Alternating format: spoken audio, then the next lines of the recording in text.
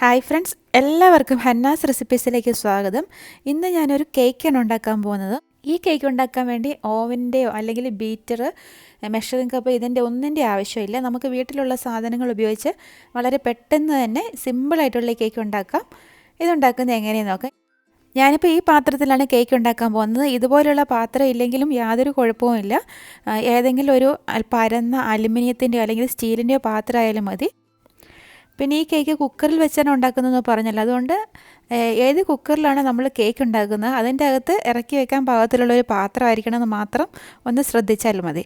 ഇപ്പോൾ ഈ കേക്ക് ടിന്നിൻ്റെ അകത്തോട്ട് ഞാനൊരല്പം എണ്ണ തടവി കൊടുത്തിട്ടുണ്ടായിരുന്നു. പിന്നെ ഇതിലോട്ട് ഞാൻ കുറച്ച് മൈദയും കൂടി ഇട്ട് കൊടുത്തിട്ടുണ്ട്. അതിനെയും ഈ പാത്രത്തിൻ്റെ എല്ലാ ഭാഗത്തും വരത്തക്കവണ്ണം ഒന്ന് സ്പ്രെഡ് ചെയ്ത് കൊടുക്കണം. ഇങ്ങനെ ചെയ്യുന്നത് നമ്മൾ ഈ കേക്ക് ഇതിൽ ഉണ്ടാക്കുമ്പോൾ അതിൻ്റെ അടിയിലൊന്നും പറ്റി പിടിക്കാതിരിക്കാൻ വേണ്ടിയാണ്. പിന്നെ ഈ കേക്ക് ഉണ്ടാക്കാൻ വേണ്ടിയുള്ള സാധനങ്ങളെല്ലാം ഞാൻ അളന്നെടുക്കാൻ പോകുന്നത് ഈ ഗ്ലാസ്സിലാണ്. നമ്മളിപ്പോൾ ഏത് ഗ്ലാസ്സാണോ ഉപയോഗിക്കുന്നത് അതേ ഗ്ലാസ്സിൽ തന്നെ വേണം എല്ലാ സാധനങ്ങളും അളന്നെടുക്കാൻ. മെഷറിംഗ് കപ്പ് ഉള്ളവർക്കാണെങ്കിൽ അത് ഉപയോഗിച്ച് അളന്നെടുക്കാവുന്നതാണ്. ഇത് 250 ml മെഷറിംഗ് കപ്പാണ്. ഇതിപ്പം എല്ലാവരുടെയിലും കാണുമെന്നില്ല, അതുകൊണ്ടാണ് ഞാനിവിടെ ഇന്ന് ഗ്ലാസ്സിൽ ഇത് അളക്കാൻ പോകുന്നത്. പിന്നെ കേക്ക് ഉണ്ടാക്കാൻ തുടങ്ങുന്നതിന് മുമ്പ് എപ്പോഴും അതിന് വേണ്ടിയുള്ള സാധനങ്ങളെല്ലാം എടുത്ത് അടുത്ത് വെക്കുന്നത് നല്ലതായിരിക്കും. ആദ്യമായിട്ട് പഞ്ചസാര ഒന്ന് അളന്നെടുക്കാം. ഞാൻ ഈ ഗ്ലാസ്സിനൊരു 3/4 ഗ്ലാസ് പഞ്ചസാരയാണ് എടുക്കുന്നത്. ഈ പഞ്ചസാര മിക്സിയിലിട്ടിട്ട് നല്ലതുപോലെ ഒന്ന് പൊടിച്ചെടുക്കണം. അതിനുവേണ്ടി ഇതൊരു മിക്സിയുടെ ജാറിലേക്ക് ഇട്ട് കൊടുക്കുക. പഞ്ചസാര എപ്പോഴും തന്നെ ഒന്ന് പൊടിച്ചെടുക്കുന്നതായിരിക്കും നല്ലത്. അങ്ങനെ പൊടിച്ച പഞ്ചസാര ആകുമ്പോഴത്തേക്ക് അതിലോട്ട് മുട്ടയൊക്കെ പിന്നെ നമ്മൾ ചേർക്കുമ്പോൾ നന്നായിട്ട് പെട്ടെന്ന് തന്നെ അത് മിക്സായി കിട്ടും. ഇനി ഇത് നല്ലതുപോലെ ഒന്ന് പൊടിച്ചെടുത്തുകൊണ്ട് വരാം. ഇപ്പം പഞ്ചസാര നല്ലതുപോലെ പൊടിച്ചെടുത്തിട്ടുണ്ട്. അതുപോലെ തന്നെ ഈ കേക്കിൽ ചേർക്കാനുള്ള മുട്ടയും ഞാനിവിടെ എടുത്തു വെച്ചിട്ടുണ്ട്. 3 മുട്ടയാണ് ഈ കേക്ക് ഉണ്ടാക്കാൻ വേണ്ടി ചേർക്കുന്നത്. 3/4 കപ്പ് പഞ്ചസാരയ്ക്ക് 3 മുട്ട എന്ന കണക്കിലാണ് ഞാനിതിൽ ചേർത്ത് കൊടുക്കുന്നത്.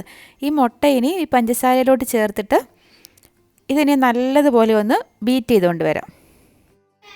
ഇപ്പോൾ പഞ്ചസാരയും മുട്ടയും നല്ലതുപോലെ അടിച്ചെടുത്തുകൊണ്ട് വന്നിട്ടുണ്ട്. അതിനി ഈ പാത്രത്തിലേക്കൊന്ന് ഒഴിച്ചു കൊടുക്കാം. പിന്നെ ഈ സ്പോഞ്ച് കേക്ക് ഉണ്ടാക്കാൻ വേണ്ടി ഓയിലാണ് ഞാനിവിടെ ഉപയോഗിക്കുന്നത്. ഞാനിവിടെ ഉപയോഗിക്കുന്ന വെജിറ്റബിൾ ഓയിലാണ്. ഒരിക്കലും വെളിച്ചെണ്ണയൊന്നും ഇതിൽ ചേർക്കരുത്. ഇത് കണ്ട, ഞാനിവിടെ കനോല എന്ന് പറയുന്ന ഓയിലാണ് ഉപയോഗിക്കുന്നത്. ഇത് 1/2 ഗ്ലാസ്സാണ് ഞാൻ എടുക്കുന്നത്. കനോല അല്ലെങ്കിൽ സൺഫ്ലവർ ഓയിൽ വേണമെങ്കിലും നമുക്ക് ഉപയോഗിക്കാം. അധികം മണമൊന്നുമില്ലാത്ത ഏത് വെജിറ്റബിൾ ഓയിൽ വേണമെങ്കിലും നമുക്ക് ഈ കേക്കിൽ ചേർത്ത് ഉണ്ടാക്കാവുന്നതാണ്. പക്ഷേ ഒരിക്കലും വെളിച്ചെണ്ണ ചേർക്കരുത്, അത് പ്രത്യേകം ശ്രദ്ധിക്കണം. ആ 1/2 ഗ്ലാസ് ഓയിലും കൂടെ ഇതിലോട്ട് ചേർത്ത് കൊടുക്കാം. ഇനി മിക്സിയുടെ ആവശ്യമൊന്നുമില്ല. പിന്നെ ഇതിൽ ചേർക്കാനുള്ള മാവ് ഞാനിവിടെ എടുത്ത് വെച്ചിട്ടുണ്ട്. 1/4 ഗ്ലാസ് മൈദാമാവാണ് ഈ കേക്കിൽ ചേർത്ത് കൊടുക്കുന്നത്. ഈ മൈദാമാവും ബേക്കിംഗ് പൗഡറും കൂടെ നല്ലതുപോലെ ഒരു അരിപ്പയിൽ കൂടി ഒന്ന് അരിച്ച് ഇതിലോട്ട് ചേർത്ത് കൊടുക്കാം. അങ്ങനെ ചെയ്യുമ്പോൾ മൈദയും അതുപോലെ തന്നെ ബേക്കിംഗ് പൗഡറും ഒക്കെ നല്ലതുപോലെ ഒന്ന് മിക്സായി കിട്ടും. ഇപ്പം ഞാൻ 1 ഗ്ലാസ് മാവ് ചേർത്ത് കൊടുത്തിട്ടുണ്ട്. ഒരു 1/4 ഗ്ലാസ് മാവും കൂടെ ഇതിലോട്ട് ചേർത്ത് കൊടുക്കാം. അങ്ങനെ മൊത്തം 1/4 ഗ്ലാസ് മാവാണ് ഈ കേക്ക് ഉണ്ടാക്കാൻ വേണ്ടി ഞാൻ ചേർത്ത് കൊടുത്തിരിക്കുന്നത്. ഇനി ഇതിലോട്ട് 1/2 ടീസ്പൂൺ ബേക്കിംഗ് പൗഡർ ചേർത്ത് കൊടുക്കാം. ബേക്കിംഗ് പൗഡറൊക്കെ എപ്പോഴും പുതിയത് തന്നെ ചേർത്ത് കൊടുക്കാൻ ശ്രദ്ധിക്കണം.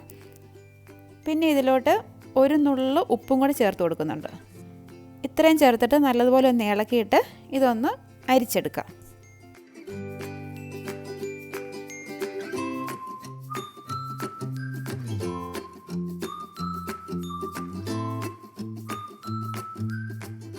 ഈ അരിച്ചെടുത്ത മാവ് ഇനി ഒരു സ്പാച്ചുല ഉപയോഗിച്ച് നല്ലതുപോലെ ഒന്ന് ഇളക്കി യോജിപ്പിച്ച് കൊടുക്കാം. തടിയുടെ തവിയായാലും മതി, കട്ടയൊന്നും ഒട്ടും പാടില്ല. ഇനി ഇതിലോട്ട് 1/2 ടീസ്പൂൺ വാനില എസൻസും കൂടി ചേർത്ത് കൊടുക്കാം. ഈ കേക്കിന് നല്ലൊരു ഫ്ലേവർ കിട്ടുന്നതിന് വേണ്ടിയാണ് വാനില എസൻസ് ചേർത്ത് കൊടുക്കുന്നത്. അതും കൂടി ചേർത്തിട്ട് നല്ലതുപോലെ ഒന്ന് ഇളക്കി യോജിപ്പിക്കാം. പിന്നെ ഇതിലോട്ട് ഞാനൊരു 2 ടേബിൾ സ്പൂൺ പാലും കൂടി ചേർത്ത് കൊടുക്കുന്നുണ്ട്. അതും കൂടി ചേർത്തിട്ട് നല്ലതുപോലെ ഒന്ന് മിക്സ് ചെയ്യാം. ബാറ്റർ കട്ടിയായിട്ട് തോന്നുവാണെങ്കിൽ അല്പം പാല് ചേർത്ത് കൊടുത്താൽ മതി. ഫ്രിഡ്ജിലൊക്കെ ഇരിക്കുന്ന പാലാണെങ്കിൽ വെളിയിൽ വെച്ചൊന്ന് തണുപ്പ് മാറ്റിയിട്ട് വേണം ഇതിലോട്ട് ചേർത്ത് കൊടുക്കാൻ. ഇപ്പം കണ്ടോ, നല്ല സ്മൂത്തായിട്ടുള്ള ഒരു ബാറ്റർ ഇവിടെ റെഡി ആയിട്ടുണ്ട്. പിന്നെ ഈ കേക്ക് കുക്കറിലാണ് ഉണ്ടാക്കുന്നത് പറഞ്ഞല്ലോ, അതുകൊണ്ട് ഇവിടെ ഞാനൊരു കുക്കറിൽ ഉപ്പൊക്കെ ഇട്ട് ഒന്ന് അത് റെഡിയാക്കി വെച്ചിട്ടുണ്ട്.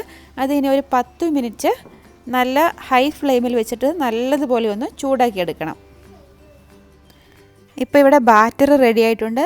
പിന്നെ കുക്കർ പ്രീഹീറ്റ് ചെയ്യാൻ വേണ്ടി വെച്ചിട്ടുണ്ട്. അതുപോലെ കേക്ക് ടിന്ന് റെഡിയാക്കി വെച്ചിട്ടുണ്ട്. ഇനിയും ഈ ബാറ്റർ ഈ കേക്ക് ടിന്നിലോട്ടൊന്ന് ഒഴിച്ചു കൊടുക്കാം. ഇനി ഈ കേക്കിൻ്റെ പാത്രം ചെറുതായിട്ടൊന്ന് ടാപ്പ് ചെയ്ത് കൊടുക്കാം. എന്തെങ്കിലും എയർ ബബിൾസ് ഒക്കെ അതിലുണ്ടെങ്കിൽ ഒന്ന് പോകാൻ വേണ്ടിയാണ്. ഇനി നേരത്തെ പ്രീ ഹീറ്റ് ചെയ്ത് വെച്ചിരിക്കുന്ന കുക്കറിലോട്ട് ഈ പാത്രം ഒന്ന് വെച്ച് കൊടുക്കാം. ഈ ഫ്ലെയിമിൽ ഒരു 10 മിനിറ്റാണ് ഈ ഉപ്പ് ഞാൻ ചൂടാക്കി എടുത്തിരിക്കുന്നത്. ഇതിലോട്ട് ഇനി ഈ പാത്രം വെച്ചിട്ട് കുക്കർ അടച്ച് ഇത് ബേക്ക് ചെയ്തെടുക്കാം. പിന്നെ ഈ കുക്കർ അടയ്ക്കുമ്പോൾ അതിൻ്റെ വെയിറ്റ് മാറ്റാൻ പ്രത്യേകം ശ്രദ്ധിക്കണം. വെയിറ്റ് ഇടേണ്ട ആവശ്യമേ ഇല്ല. പിന്നെ വാഷർ മാറ്റേണ്ട കാര്യവുമില്ല. വാഷർ അടുപ്പിൽ തന്നെ ഇരുന്നോട്ടെ. വാഷർ ഇടുമ്പോഴത്തേക്ക് നല്ല ടൈറ്റായിട്ട് തന്നെ അടപ്പ് അതിൽ അടഞ്ഞിരുന്നോളും. അങ്ങനെ നമുക്ക് കേക്ക് പെട്ടെന്ന് തന്നെ ബേക്കായി കിട്ടും. ഒരു ഹൈ ഫ്ലെയിമിൽ 5 മിനിറ്റ് ഇത് ബേക്ക് ചെയ്തതിന് ശേഷം തീ കുറച്ച് വെച്ചിട്ട് വേണം പിന്നെ ബേക്ക് ചെയ്യാൻ. 5 മിനിറ്റ് ഹൈ ഫ്ലെയിമിൽ വെക്കുക. അത് കഴിഞ്ഞ് ഒരു 25 മിനിറ്റ് ലോ ഫ്ലെയിമിൽ വെച്ച് ബേക്ക് ചെയ്യാം. എന്നിട്ട് ഇത് നമുക്കൊന്ന് തുറന്ന് നോക്കാം. ഇപ്പം മൊത്തം 30 മിനിറ്റ് കഴിഞ്ഞിട്ടുണ്ട്. ഇതിനി ഒരു സ്ക്യൂവർ അല്ലെങ്കിൽ ഫോർക്ക് ഉപയോഗിച്ച് ഒന്ന് കുത്തി നോക്കാം കേക്ക് ഒന്ന് വെന്തിട്ടുണ്ടോ എന്ന് അറിയാൻ വേണ്ടി. ഇപ്പോൾ കണ്ടോ, ഇതിലൊട്ടും പറ്റി പിടിച്ചിട്ടില്ല. കേക്ക് നല്ലതുപോലെ വെന്തിട്ടുണ്ടെന്നാണ് അർത്ഥം.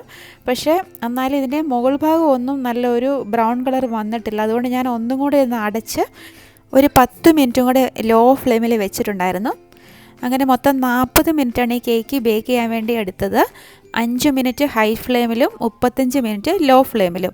നിങ്ങൾ അതൊരു 30 മിനിറ്റ് കഴിയുമ്പോഴത്തേക്ക് ഒന്ന് ചെക്ക് ചെയ്ത് നോക്കണം. ഓരോ കുക്കറിൻ്റെ പ്രഷറിനനുസരിച്ചും ചെറിയ വ്യത്യാസം വരാം സമയത്തിൽ. ഇപ്പോൾ കേക്ക് നല്ലതുപോലെ തണുത്തിട്ടുണ്ട്. ഞാനത് പുറത്തെടുത്തിട്ട് ഒന്ന് കട്ട് ചെയ്യുവാണ്. ഇതുകൊണ്ട് നല്ല സോഫ്റ്റാണ് ഈ കേക്ക്. അതുപോലെ നല്ല ടേസ്റ്റുമാണ് ഇതിന്. വളരെ പെട്ടെന്ന് തന്നെ നമുക്ക് ഇതുണ്ടാക്കിയെടുക്കാൻ പറ്റും. ബീറ്ററും ഓവനും ഒന്നുമില്ലാതെ തന്നെ വീട്ടിലുള്ള സാധനങ്ങൾ ഉപയോഗിച്ച് ഈസി ആയിട്ട് ഉണ്ടാക്കാൻ പറ്റുന്നൊരു കേക്കാണിത്. നിങ്ങൾ തീർച്ചയായിട്ടും ഉണ്ടാക്കി നോക്കണം. ഇതിൻ്റെ വീഡിയോ ഇഷ്ടമായി ലൈക്ക് ചെയ്യാനും കമൻറ്റ് ചെയ്യാനും ഷെയർ ചെയ്യാനും മറക്കരുത്. അതുപോലെ ഹന്നാസ് റെസിപ്പീസ് സബ്സ്ക്രൈബ് ചെയ്യാനും മറന്നു പോകരുത്. വീണ്ടും നല്ലൊരു റെസിപ്പിയുമായി കാണാം. Thank you for watching Hannah's recipes.